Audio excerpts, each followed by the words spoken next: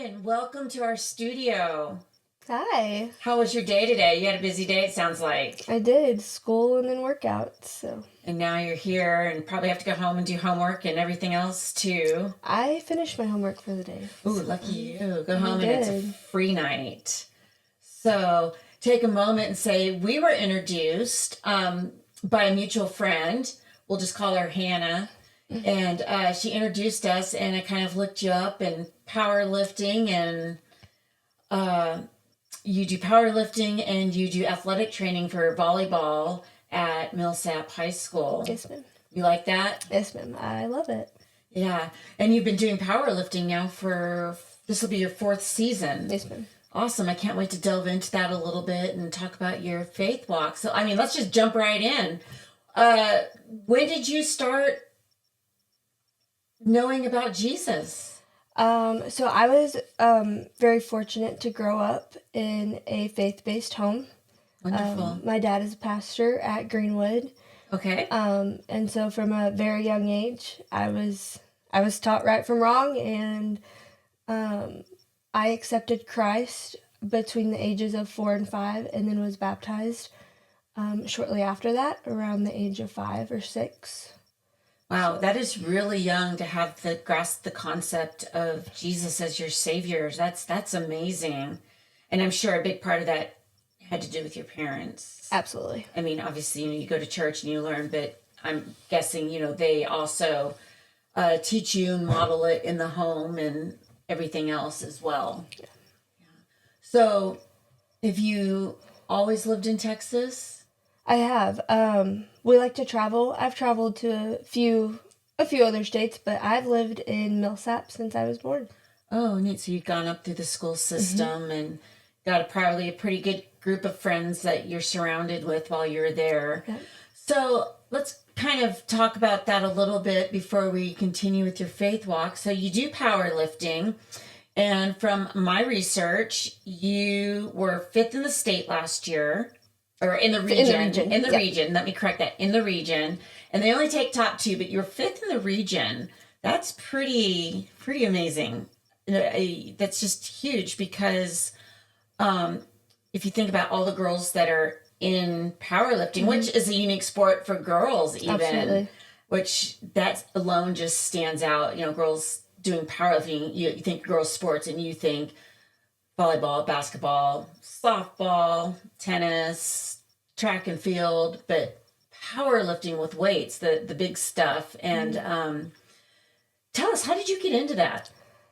So in middle school, I played volleyball all through elementary and middle school. Okay. And in the off season of my 8th grade year, we were doing just maintenance workouts, and I was moving a lot of weight, and they were like, hey, you may want to look at this in high school. We don't offer it in middle school. And I was like, oh, okay, whatever. And I just kept on about my business. And then we get to freshman year, and I have some friends that did it. And I was like, hey, they told me I should do this. And I kind of told them my numbers, where they were. And they were like, yeah, you should just try, see what happens. Just try and see what happens. Did you go to regionals that year? Yeah, and I did it, and I fell in love with it and haven't looked back. That's awesome. And you got your last season coming up with it, and hopefully looking to advance beyond regionals to state this year. Yes. You think you'll be able to push the weight needed to get there in at least one event? I do. I think it's going to be difficult. I'm in a really competitive weight class. Okay. But it's possible.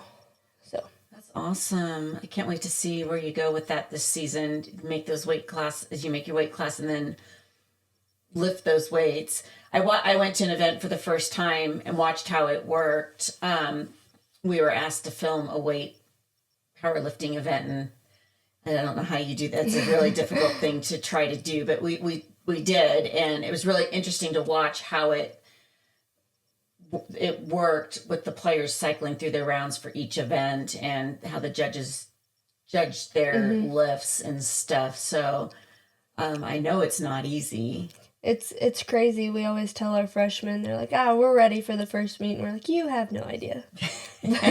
But you can say you're ready. But it's definitely a different experience. They probably feel ready because they don't know what they're going into. And even if they do well, they don't know that they're doing well because they're so naive about it. It's when the second year comes around and the pressure actually starts setting in to repeat any success that they may have had. Absolutely. So that's awesome. But you've got... You know, the 3 years of success under your belt, you know exactly what that takes. And now you're doing you have been doing athletic training for the girls volleyball team at Millsap as well. I know the story behind that because we've talked a little, and I'll let you kind of explain the rest of that later, but how that came. But how have you enjoyed that? I love athletic training to the point that's what I want to go to college for and continue my career in. Being an athletic trainer at the high school level, or just wherever they'll take you? Eventually, I want to travel on the rodeo circuit. Okay. And work with Justin Sports Medicine. I had a girlfriend do that, actually. I don't know if she's still doing that, because we're in and out of touch because we don't live close to each other anymore. But I would meet up with her at the rodeos because I grew up in a place around horses, so we were very involved in going to rodeos and stuff. And she did PBR and local rodeos for Justin Sports Medicine. So it's a pretty amazing job to have and meet people, but definitely a need. That's a rough sport no matter what event you look at. So that'll be wonderful. I wish you a lot of luck with that. Thank you. That'd be really neat. I'll see you on TV and go, I know her. So, maybe get to the point where you get to the NFR side of things and get to do sports medicine there. That's the dream. Everybody's dream in rodeo, NFR. So my only dream was sitting in the stands to see it. So dream fulfilled. But that's awesome. Beyond the Sport would like to thank Tommy Hayes Photography for sponsoring the podcast. Check out his work at TommyHayesPhotography.com, on Facebook at Tommy Hayes Photography, or on Instagram at Tommy_Hayes_photography. To capture all your sports moments, Tommy is the person you want behind the camera. Remember to check him out. TommyHayesPhotography.com, on Facebook at Tommy Hayes Photography, or on Instagram at Tommy_Hayes_photography. So let's kind of start talking about your faith walk and bringing that into your sports. So you became a Christian, believing in Jesus at a very early age. Did that help set the foundation as you went into middle school for your walk? Because middle school is a difficult time. Kids are a little turds in middle school. I know I taught middle school. It's a unique time of trying to remain a kid, find your identity, be treated like an adult, to which you're none of those and you don't have an identity yet. Did that really help you to navigate that tough time? I think it really did. Going through middle school, I kind of stood out a little bit, was kind of the odd one out of the bunch. I didn't participate in some of the things that my peers did. But I was okay with kind of looking a little different, or, people kind of making comments. You knew where your identity was? Because I did know that my identity was in Christ, and that their opinions, their comments, their concerns didn't bother me because they didn't affect me. They didn't change who I was. They didn't change what you wanted God's to be. will for my life. They're just surface level. Yeah. And so going through middle school and into the beginning years of high school, I was okay with not necessarily being lonely, because I did have my few friends, but not being the most popular kid in school because I made different choices than other people. And not being invited to certain things because people, especially when you transition to high school and people start inviting their friends and groups to places because they already knew you, this is Sadie, this is her walk and life, and there's no point in inviting her, not in a bad way, but just because of who she is, we know she's not going to come and do this activity or this thing or get into trouble doing this. So that's nice that you were able to establish that person in yourself early on, so that by the time you got to high school, where those things can be a problem, where people either feel left out because they're not invited, or they're teased because they're invited and they turn it down, and you are already in a secure enough place that people saw that, and it wasn't a thing they teased you about, and it wasn't a thing that you hurt because you're left out. But you surround yourself with people that are similar to you, I would guess. Like they walk with Christ also. You're in a small school, in a small town in rural Texas. I would assume that there's a big Christian population within your school. There is. Maybe not everybody walks that walk, but and especially like on the powerlifting team, there are multiple girls that I can think of right off the top of my head that not only walk their faith walk in private, but also in public. That's encouraging. It is. And so I do, I don't worry about going to school and trying to hide my faith, or if I have questions, like I would feel 100% comfortable going to my powerlifting coach and asking him a faith-based question, because I know that he has a relationship with Christ and that my other coaches have a relationship with Christ. That's wonderful. I do know one of the coaches. I've interviewed him as well, and I know he's got a very, very strong sense of faith in his life and in his family. And I know he portrays that even onto the football field with his boys. He takes that and has lessons with them on that and discussions. And that's got to be really encouraging that you, as a team, have that. I think we're very fortunate to have that in this state of Texas, to be where we're at, where we can talk about faith in public school. Absolutely. I've taught in schools where you can't do that. And not only can you talk about it, you can demonstrate it. Your group, I'm not sure, do you guys get together, huddle, and put your arms around each other and pray before an event, or? Before the meet. So we have like our coach will pull all the lifters together. We'll usually go either like in a corner or in a separate room, and we'll have our talk before the meet, and then we will all pray together. That is an amazing thing, because like I said, not every place does that. And then here you are getting to do that. And I've seen it on the football field after games. I've seen it at track meets before events. And I know that people aren't just praying to win. Oh, help us. Of course they want to win, but they're praying for safety. They're praying for enjoyment. They're of course praying that they do well and do their best. Right. And, obviously the hope is to win, but sometimes we don't win. Yeah. How does your faith help you with that? I mean, of course we want to win, but then we got to be humble, but then we might end up losing, and we don't want to be kind of, for lack of a better word, a jerk about it, or a crybaby about it.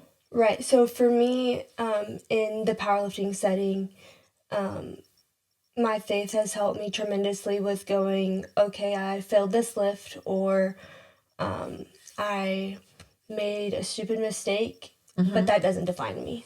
That's not the defining factor of if I'll go to heaven or not, or if I'm a good person or not, because I messed up on a lift. Yeah. But it's also a good reminder of this is very temporary. This circumstance is temporary because of God and Jesus coming and dying for us. There's hope for the future. So I don't have to dwell on this one mistake or this one missed lift.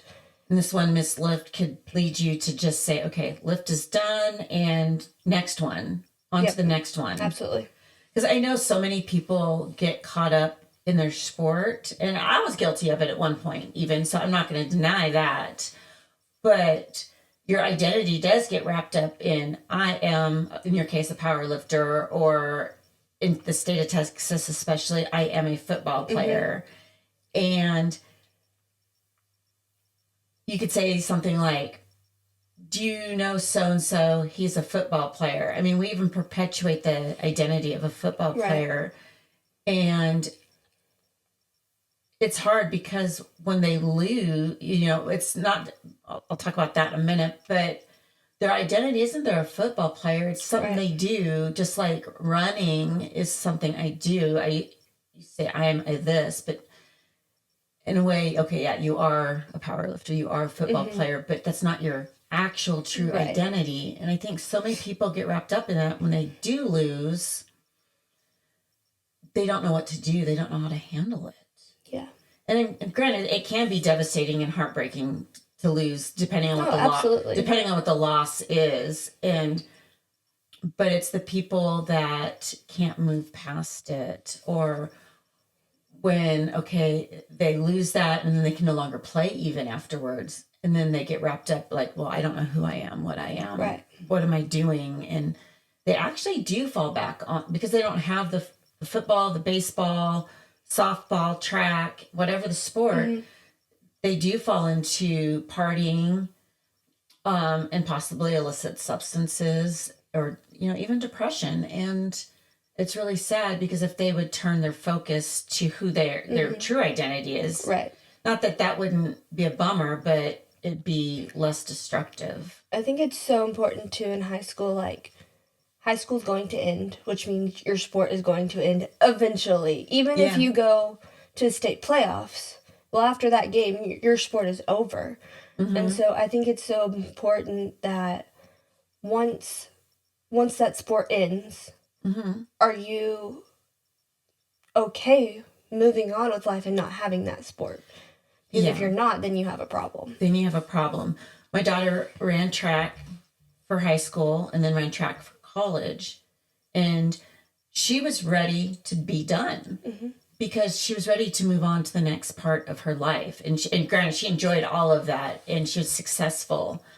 But there were heartbreaks along the way, and she wasn't ready to be done because of that, but she was ready for the next part because she knew I ran track, not I am only a track runner. Right.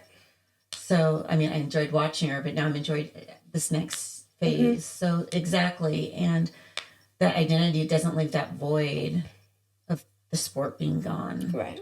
Or the loss forever. Yeah. So,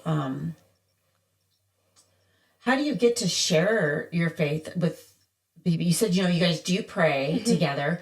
Do girls on the team lift each other up through faith? Help hold each other accountable through faith? Yeah, so there's I would say about 50% of the team. I'm not going to say the whole team. But there's a good chunk of the team that we do have those faith-based conversations, and we remind each other of verses and things like that. I know personally for me, I have a worship playlist that I listen to prior to weigh-ins and the first lift. And that's kind of my routine. You're getting up and going. And for people who don't know, there's actually some very upbeat and fast worship music absolutely. too. There's some pump you up worship music. My son's even found I won't say it's screamo Christian music, but it's very heavy, deep. Yeah. And I'm like, yeah, never would have guessed. Yeah, Skillet is one of my favorite workout bands. I love Skillet. No, I'm talking heavier and deeper and almost more screamo than Skillet could ever be. But I love Skillet. And I can get totally pumped up for a workout listening to them. Yeah. And I think that's awesome. Do you, because like you said, not everybody at the school is, walking, even if they are a Christian, walking the walk, but not everybody even might be a Christian. Right. So that, spreads over as a population onto the team. Do you ever get any of those non-Christian girls coming up to you asking questions or moments that you can share with them to help lift their spirits or? Yeah. So at regionals last year, we were in the locker room and we, it was a girl from another school. So I guess not technically on my team, but we were lifting on the same rack.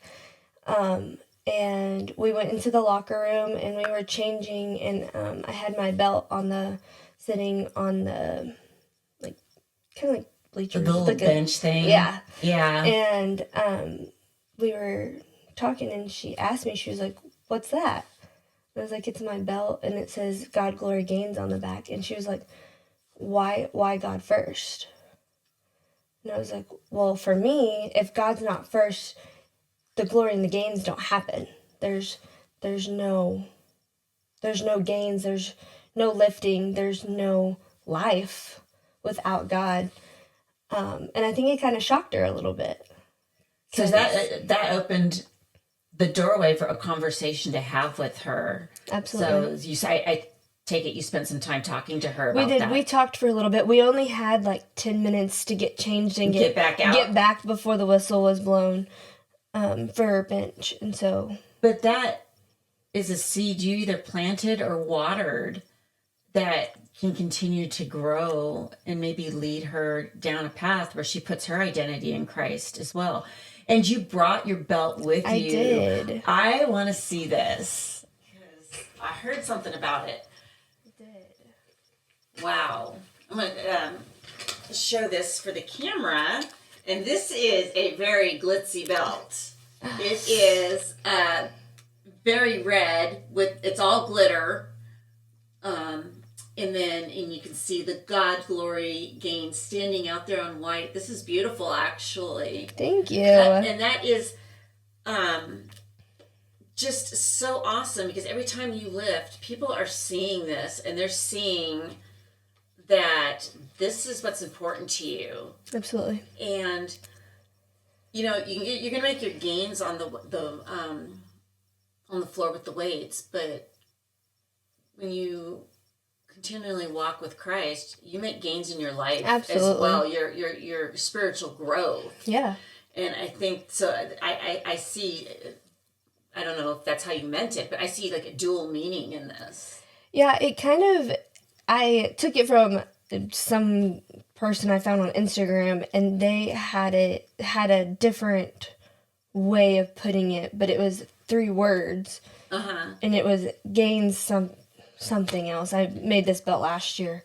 Yeah. And so I was just kind of looking, and when I think of lifting through the challenges and stuff that I've gone through, God has been first through my life and is the only way that I can lift at this point. And so that's kind of where the inspiration came from for the belt.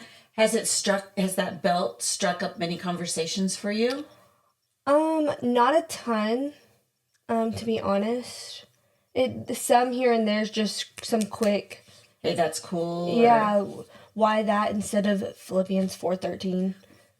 That's what's on everybody's powerlifting belts. Yeah. Especially when you get to like regionals, everybody has custom belts. And it's not that it's inappropriate. It's just we need to remember the verse and the whole context. Correct. And I think people when I first was, I won't say when I was a Christian, because I wasn't a Christian at that point, atheist actually. God started putting some people in my life at a certain point, and scripture was given to me. But now that I am more involved in studying my Bible and learning and growing, scripture that was given to me was definitely not given to me in context. And that's something that I think a lot of people don't see. I know a lot of people too that have 4:13 written on them. And I just hope that they always remember there's more to the context than I can do. It's not that, yeah, sure, you can actually lift that fire engine if God that's what he wants for you to do. But there's just so much more than, I can lift this fire engine because I have faith in God and I can do anything. Right. There's just so much more to it than that. They forget the beginning and the after part of the scripture. And so I really do like that yours stands out, that God is first. You've got a reason for the way you have it. And when people ask you, you can explain it. God's first in my life, and without him, I can't do anything for glory and gains and give him glory. Right. So that goes a lot of directions. It does. That's pretty amazing. So you've opened this conversation with this, this belt's allowed for conversation for the things that you've been allowed to do. Mm-hmm. Now you've also started playing volleyball early on. And now instead of playing volleyball, you're an athletic trainer for volleyball. Yes. Tell our listeners why That is, as much as you're comfortable talking about, because I think it's an important part of who you are and probably the biggest part of your faith journey. I mean, Absolutely. sports are obviously awesome, and you're definitely trying to glorify God and walk your walk in sports. But I think you've got a bigger story to tell than sports, where faith has just been your grounding force in life. Absolutely. So in 2016, I was swimming in a public pool, and I came up seeing static vision. I traveled to a doctor in Washington a few months later because there was no change in my vision. And so we were like, we think we have a problem. I did see some local doctors. They basically told me, we don't know, there's something wrong with you, but we don't know what's wrong with you. You need to find a specialist. Yes. So after tests on tests on tests and imaging and scans, through a mutual friend, we found a doctor up in Washington. We traveled to Washington for a few months, and treatment was unsuccessful. It actually led to me losing my hearing, partially. So I am partially deaf and hard of hearing. I wear hearing devices or hearing aids. Is that an excuse? So when your mom's telling you something, I really don't want to do that, you can be like, oh, I didn't hear you. I wish it worked that way sometimes. I wish. And so I use the hearing aids, and then I also read lips. And so we stopped treatment up there, came back, and I still kind of had this visual snow syndrome that I was diagnosed with, but nobody really knew what to do with it. So in 7th grade, I dislocated my kneecap, and Ouch. It was a very simple injury that should not have been that big. I was doing a box jump, and I jumped up, and it dislocated. And they were like, this doesn't make sense. I went to 3 different orthos, and finally my 3rd ortho tested me for Ehlers-Danlos syndrome. And he was like, I can't diagnose you, but you have some of the symptoms. I would look at getting this looked at. And so I had knee reconstruction in 7th grade. Wow, that's very young to have a knee reconstruction. Yes. And in 2022, right, I think 22, we traveled to Florida, to Fort Myers, Florida, to visit a doctor there with the Caring Medical Facilities. And they gave me my diagnosis of Ehlers-Danlos syndrome. And so I have hypermobile EDS. And so EDS is a condition where I don't produce collagen. So it's a connective tissue disorder. So my connective tissues, or it's kind of like the glue of your body, doesn't function properly. So my ligaments, my tendons, my bones, everything that's made of connective tissue are very weak and very loose. Very loose. I dislocate a lot. I've dislocated my shoulder, so I know. I just like every time you say you dislocate something, I just hurt for you because I know how bad it hurts. I dislocate a lot and I sublocate a lot. So it's not a full dislocation, but it's a partial. Slightly out. Yes. That's probably even worse. It is, because I don't realize it sometimes, and I let it go, and then I'm in deeper damage than I thought. So you've been diagnosed with having a connective tissue disorder. So you have weak bones, weak connective tendons and ligaments. So after all this time, you finally get this diagnosis. You know why this is going on. Yes. So, what did they? How did they diagnose that? So there is a genetic test you can do. It is a genetic disorder. Okay. But I don't know the exact name for the test. But there's a bunch of paperwork, and it is a bunch of different things that they test your body in, and see if you can do these certain things or can't do these certain things. And if you fail, then you get the diagnosis. And so it was about a 30-minute test of, can your fingers, can you fold your pinky back past 90 degrees? Do Wow. do your elbows dip more than 35 degrees? Just stuff like that. Yeah, just checking your different joints. Yes, and so Oh, wow. I failed every single one. Well, we don't want to call you a failure. Yeah. Gosh. Yeah. Yeah, that's definitely not a test you want to fail. Right. But to fail every one is pretty indicative of having that disease, Yep. which I can't even say. So, wow. And how has that affected you? I mean, I know how it affects you physically, but now you've got just physical to deal with. You got the emotional, mental side of that to deal with. How has your faith helped you deal with that? Because that's the reason you're not playing volleyball. Correct. So in Florida, they told me I had damaged the ligaments and tendons in my neck and was in treatment for neck instability and a backwards curvature. And so they told me, no more volleyball, you're done, like, your body can't handle it. And that was devastating for me because I was like, this is my sport. Like, I've done this since I was in first grade. You can't take this away from me. And so that was a really hard time in my life. Not only with getting that and getting the diagnosis itself. You're getting diagnosed and you're getting volleyball taken away. Did you go through the why me or I why does did. this have to happen? I did, and I'm not going to say I still don't at times. It's a very painful disorder. There's not a day that something doesn't hurt or multiple things don't hurt. It's extremely painful, and so there are times where I'm like, why me? Why can't I just get up and run or just jump out of bed and start my day when a normal person may take them 15 minutes to get out the door. It takes me an hour to get out the door. Yeah. So especially early on, before I even had a diagnosis, it was very, very lonely in the way of we didn't know what was wrong with me and I didn't have a diagnosis. So you feel like you're going crazy sometimes of, am I really feeling this? Am I making this up in my head? Or is my knee actually out of place or is it not? Like, I just bruise it and it just really hurts right. versus Right. Am I going crazy was something that I thought about a lot. Yeah.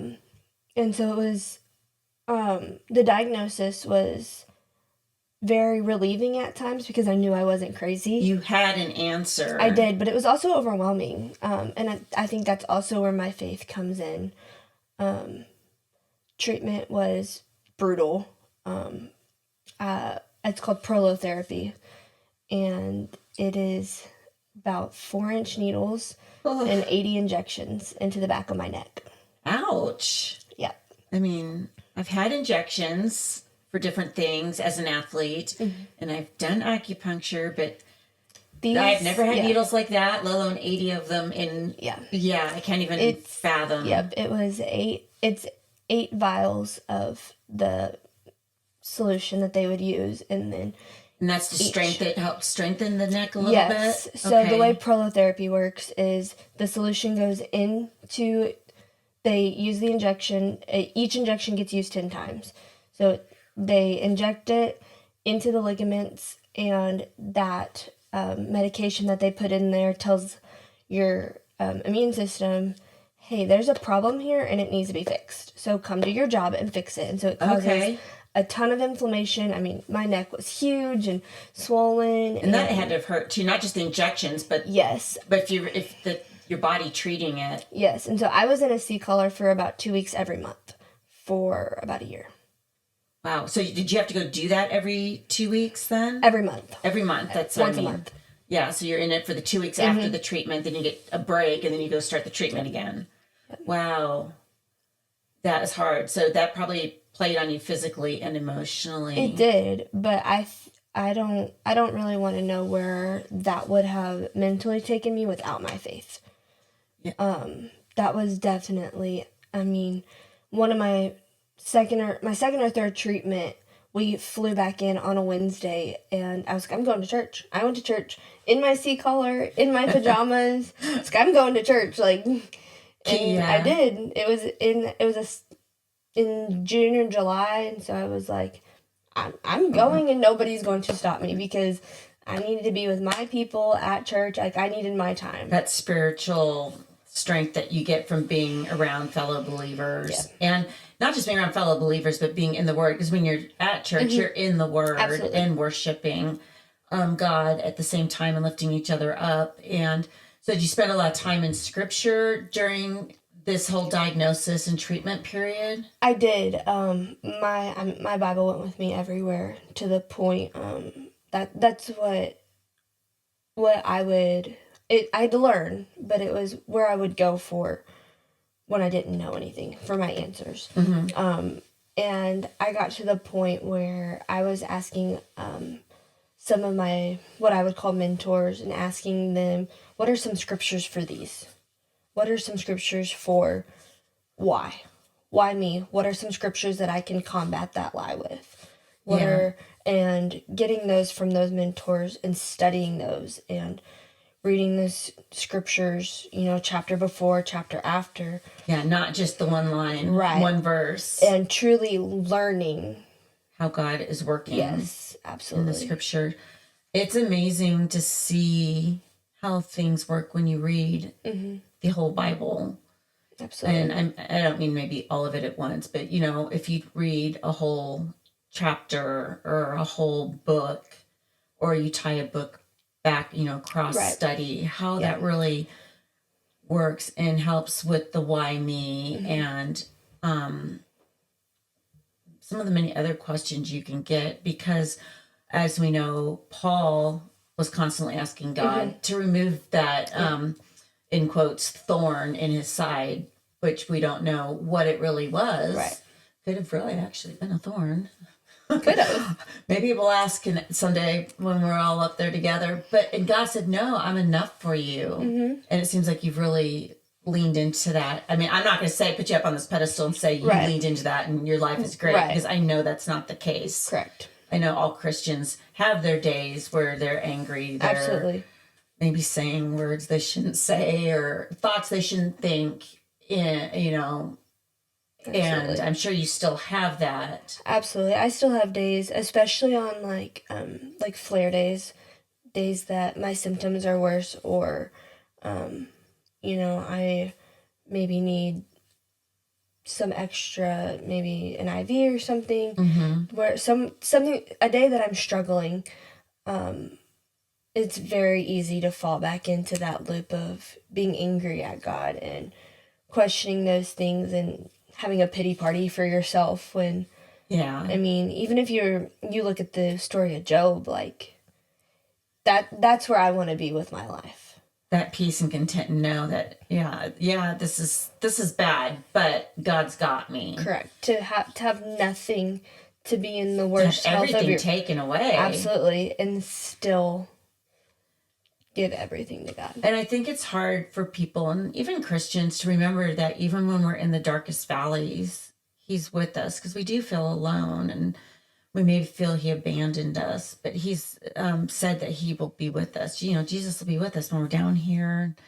Of course, He's up here, and this is the time we always know He's with us, because we're all happy and praising Him. Right. Remember to praise Him even in those days, and sounds like you try really hard to do that. And it was definitely a learning experience. Have you been able to use this to reach other people scripturally or spiritually with your faith?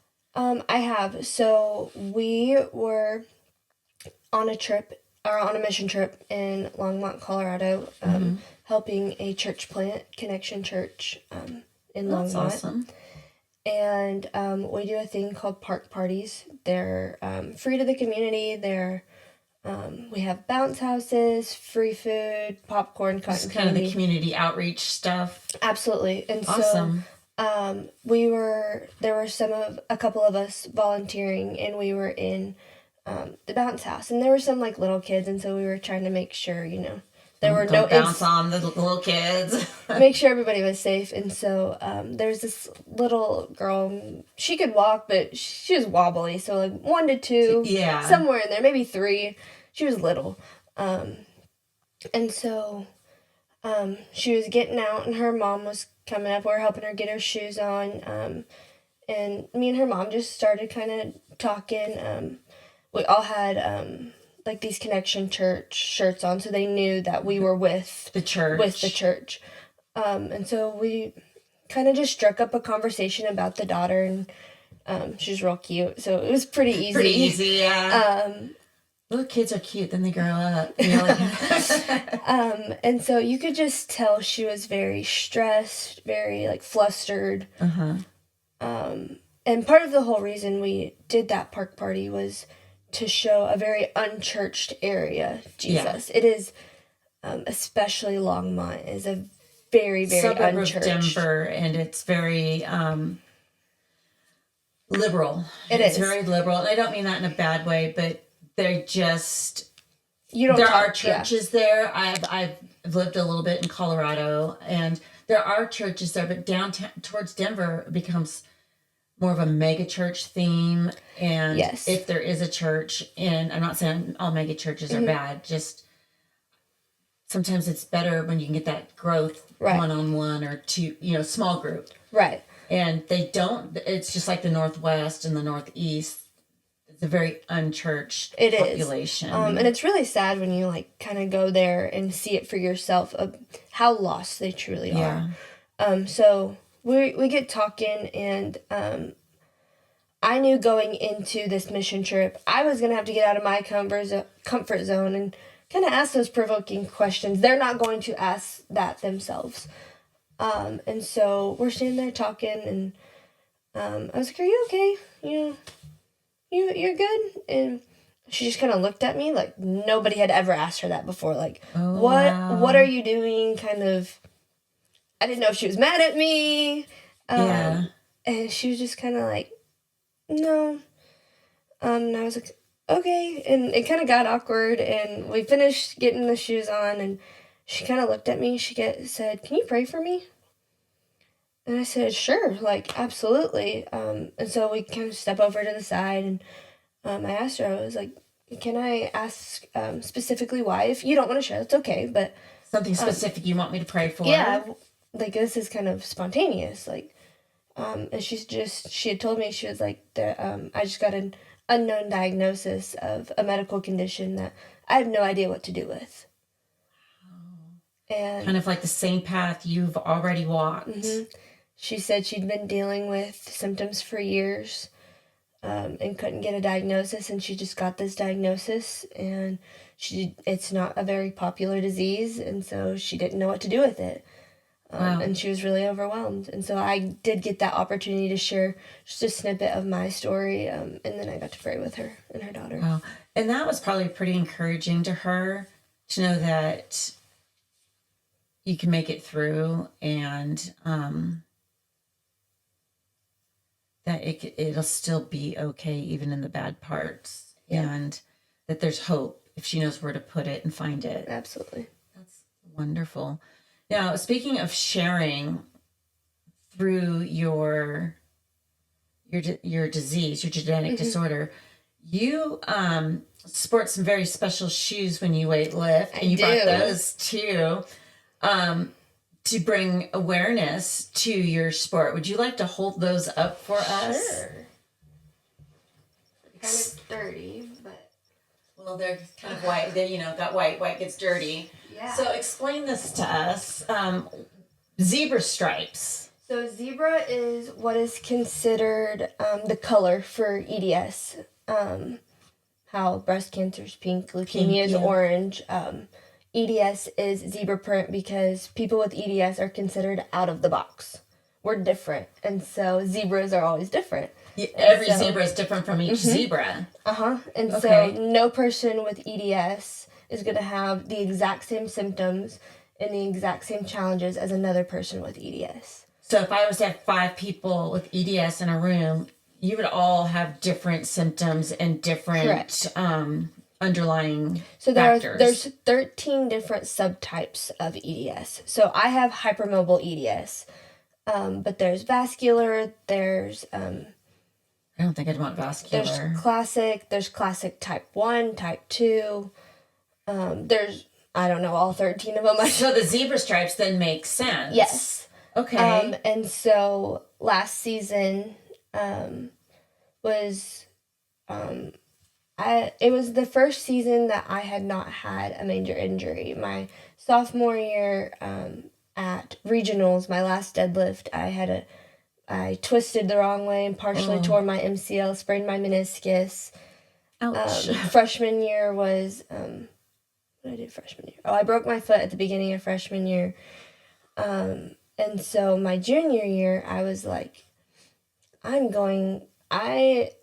am not only embracing having EDS and showing that, but I'm going to make it through this season, And so the Zebra Strong is kind of the EDS saying of... So God blessed you with a healthy Yes, season. I did get a healthy these season. shoes invite conversation? Absolutely.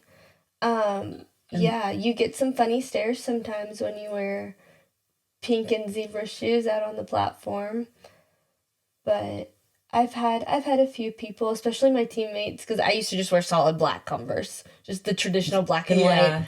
And I brought these to a meet, and they were like, "Well, what in the world? Like, you're not wearing black, right? Well, what are those?" And so most of my teammates know about my EDS, but it was kind of cool just to be like, "Yeah, that's what they stand for." So you're able to combine your EDS and your faith, and you reach a lot of people with that. I do. That's really amazing. So your senior year, you've got your season ahead of you still. Mm-hmm.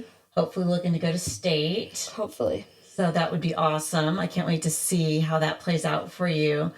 And you said afterwards you are looking to go be an athletic trainer. Yes. Any schools in mind? I have been accepted to Abilene Christian. Oh, that's awesome. So do you have to, I just know Abilene Christian on the surface mm-hmm. of the school, really. But do you have to do like daily church chapel yes. or whatever there? In order to graduate, you have to have 500 chapel credits in order to graduate. And then I believe it's either from 11 to noon or noon to 1. One of those. There's 1 hour around lunch that the entire campus is shut down. There's no classes at that time. There's to allow for chapel. They have chapel on, I think it was Monday, Wednesday, Friday, and then Tuesday, Thursday are small groups. So you get there's a bunch of opportunities to meet with different small groups, maybe like freshman girls, or if you're in a sorority, like your sorority may have a small group. Or even to meet with older girls that mm-hmm. can be mentors. Absolutely. That's really awesome. You'll get an amazing opportunity to share your walk at that school, I think. You've had a walk that's very unique. I've been very fortunate. Everybody that's come on the show has had a unique walk, and their walk has been beneficial to somebody somewhere in life. And I see yours continuing to be that way as people struggle with the why me. Mm-hmm. And your willingness to share, you're very outspoken about it, which I think is wonderful because people are afraid to share faith. And you're lucky you're going to be going to a campus that is a faith-based yes. campus. So that's really awesome.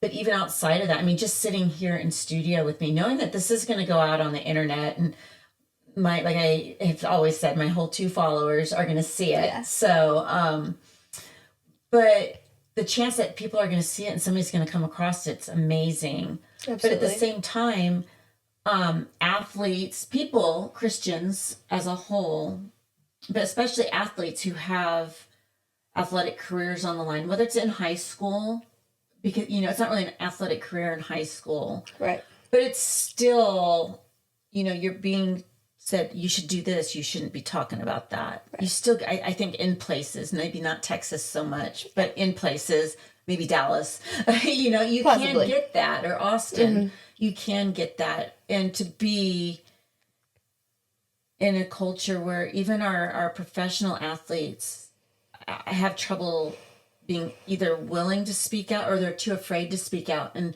we're starting to get more that are speaking out Right. about Absolutely. Christ. Absolutely. And sometimes when they do, media censors that part of their interview. And I think that's very unfortunate, being that we Yeah. do have free speech. But we won't go down the political road. But I mean, it is encouraging that there are athletes all the way from the high school level to the pro level who are willing to step up and publicly proclaim that they are Christians, that Jesus is Absolutely. the first love in their heart, and that, yeah, they love what they're doing. And several athletes have said, but if this was gone tomorrow, I'd be okay because God's got a plan for me. Right. And he closed the door on volleyball for He you. did. And you're able to speak about it and say, it wasn't easy. And you were honest. It wasn't easy. And I still have days that aren't easy. But he's got a plan. And now he's put you in powerlifting. And you've got this belt that speaks to people. You've got these shoes that speak to people. Verbally, you have, you're with your teammates. People can see you guys, how you Absolutely. act in public. And that your walk is what you're proclaiming. Yeah, I think that's super important, that you walk what you proclaim. Oh, absolutely. And I mean, I know I've had failures there at times, but I tried, and through the Holy Spirit, I get some success. But it's just so important, and you've been able to do that. And I think you as an individual will get to keep doing that. And I think that's amazing. And that I just hope that it continues for you. Me too. I think that's kind of been, especially me and my mom have talked about it a lot. But I've had multiple people throughout the years come up and tell me, and it took people telling me to realize it. But somewhere, somehow, someday, I truly hope that I can help somebody or reach people with my story. Because, we know you've reached one. Yes.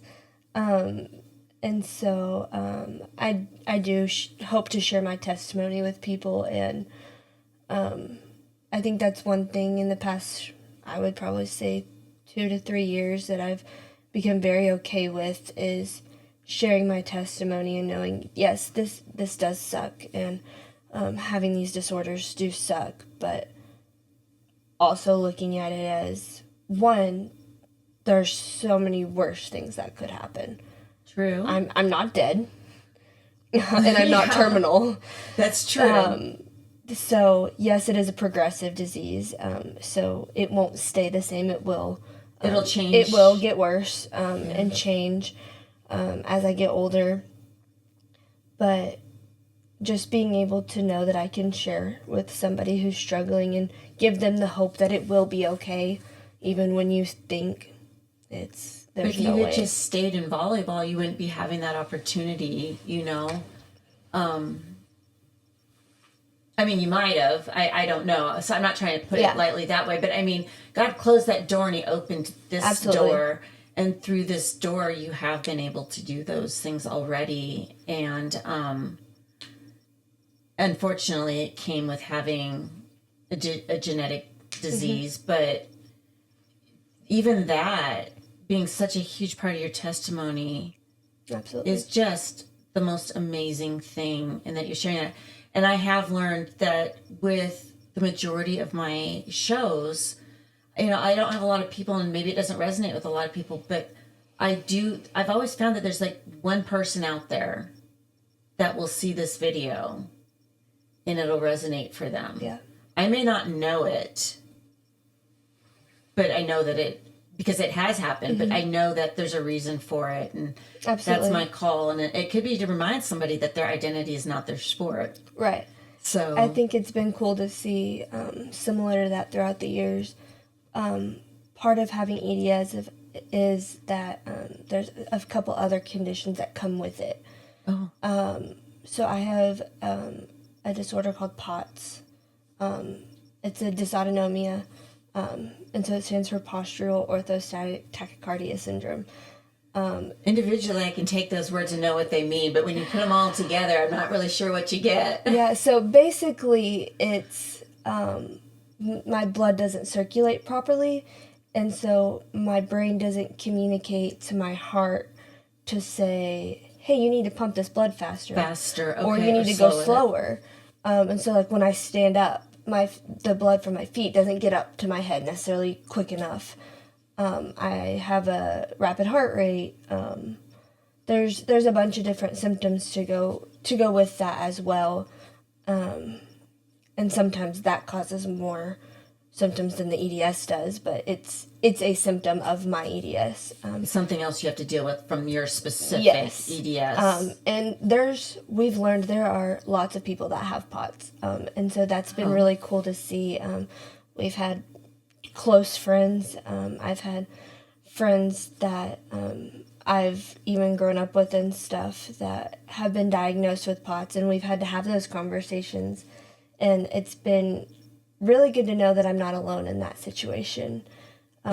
Because that does, it causes, I pass out and causes weakness from the fast heart rate and stuff. When we call them episodes, when I go into an episode, I get really pale, I shake really bad, almost not seizure-like, but it can...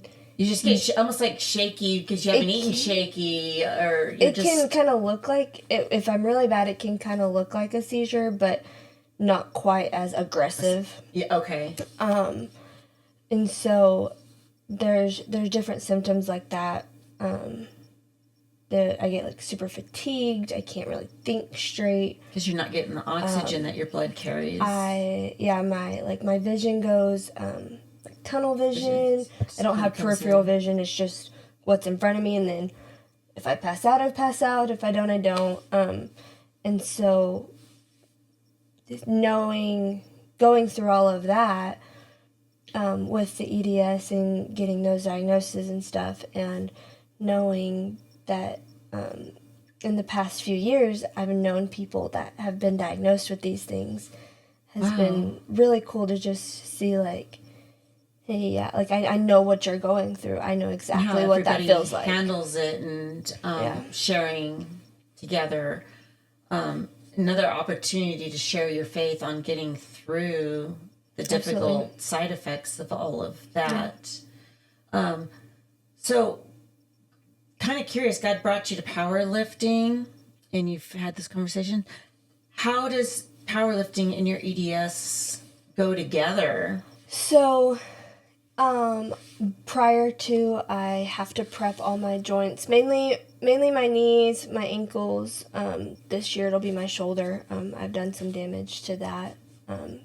There's some things, but my hips, I prep all of that with like Icy Hot and BioFreeze before, compression wraps prior to. I have to do different types of stretching because I am so stretchy. My ligaments are so loose. Limber, don't have a problem. So that's a bad thing. My warm-ups look a little bit different than everybody else's. Than the typical warm-up. And so I do that prior to meets. I work with a physical therapist. Okay. And she's given me things to do to properly prep my body.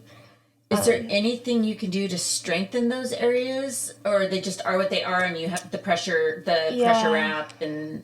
Yeah, I there's not really a way to strengthen my ligaments in the way. Now, when I had surgery, I had to get a whole new ligament, so I have a cadaver.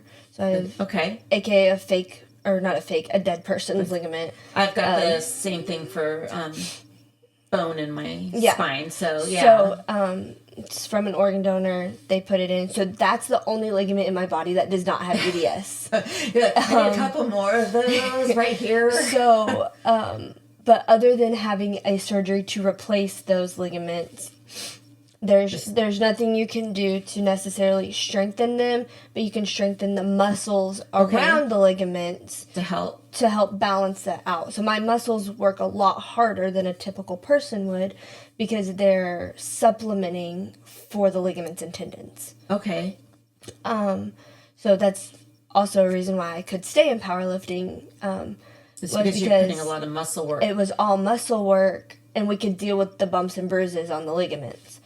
And so during a meet, I wrap for knee wraps. I wrap my knees a specific way. I saw people doing knee wraps, just probably just support for their heavy weights, but Absolutely. you do it just to keep it all in Yeah, place. so when a typical knee wrap is just down and up, when I go down, I do an X across my knee and then go back over that X. Okay. So that's just a little way for me to add some extra protection onto my knees.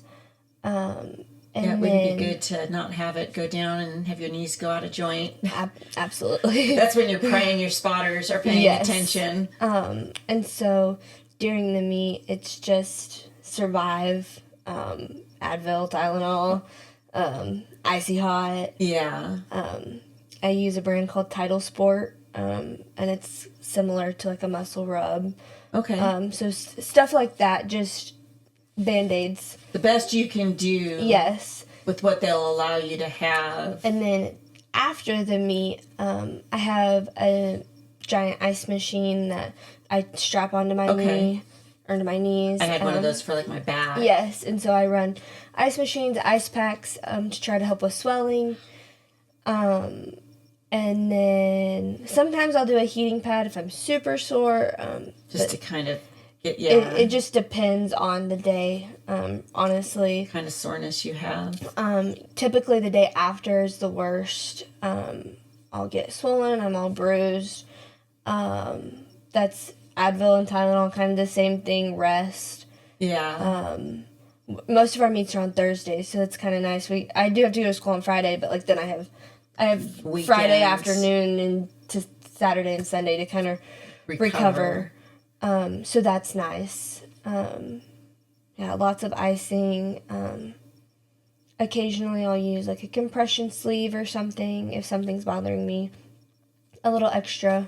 Yeah. Do things like Normatex sleeves or anything on your legs or hips ever help, or would the pressure from those like cause movement or? So that's kind of like what my compression sleeves are. It's just like about that long, just so that it doesn't go all the way up. While I'm lifting, I can't wear that.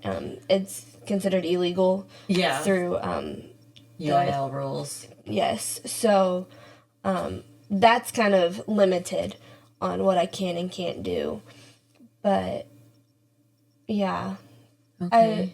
The compression sleeves, I only wear them occasionally, really, if I need it. Probably don't want your body just become too adapted to that. Yeah, I just kind of try to survive.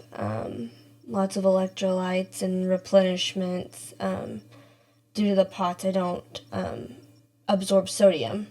Oh, really? So I drink a ton of electrolytes to try to help my body kind of recover because it doesn't properly recover. Yeah. So something with a lot of sodium, some potassium, magnesium. Yes. So do you ever get muscle cramps or spasms because you don't have those?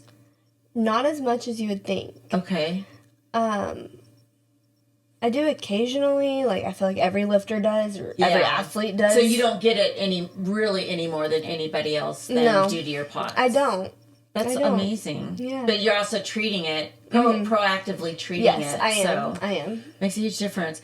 I think God's just done an amazing thing with, allowing you to be diagnosed with what you have and send you down this road to weightlifting, that not just weightlifting, powerlifting, and allowing you to do that, be successful, and figure out ways to work around the challenges that you've been given, and show people that you can do it and it's possible.